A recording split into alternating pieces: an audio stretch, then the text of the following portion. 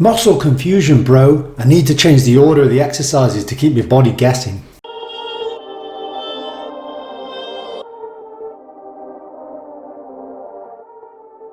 Now, some people reckon that, you need to alter the order, and the order is really important in how you train and things of that nature. But does the order actually influence the growth of muscle? Is it important to train certain exercise types first or certain exercise types second?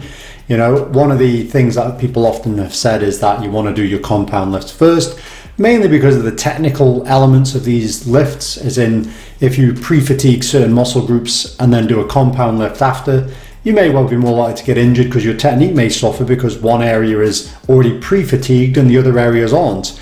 And that makes very good sense. But is there an actual effectiveness way of training in terms of multi-joint compound lifting first or second, and therefore single joint exercises done, sort of isolation exercise done either first or second relative? Is there a better way for the actual building of muscle aside from the pre-fatigue technique injury-based component? And that's what we're going to look at in today's video. So in this research paper, they just did a comparison basically between doing multi-joint exercises first and isolation single joint exercises second, comparing that to training the other way around. They picked 36 trained men and they did 6 weeks of training. They all did the same exercises, which there were 10. They were all whole body workouts. They did them 3 times a week. They did 3 sets of 8 to 12 repetitions. They trained on a Monday, Wednesday and a Friday.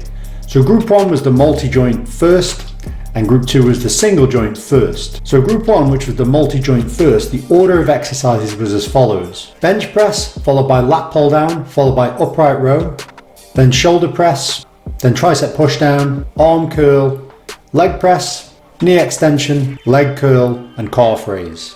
And the single joint group started with arm curl, tricep push downs, shoulder press, upright row, lat pull down, bench press, calf raise, leg curl, knee extension and leg press. So all of the exercises were done to volitional failure, which is basically the point at which you can't do another one voluntarily without breakdown of form. They used an ultrasound to measure the thickness of the muscle. This is how they determine muscle growth. So what did they find? So they looked at the mid-thigh and they found the mid-thigh thickness, so the quads thickness effectively, was greater, was a bigger growth in the multi-joint first group versus the single joint first group. So this shows for this part of the body, for the thigh, training multi-joint first and then isolation exercises second certainly shows in this context that you can grow more muscle this way around. So the advice is the same: multi-joint compound lifting first and single joint exercises second.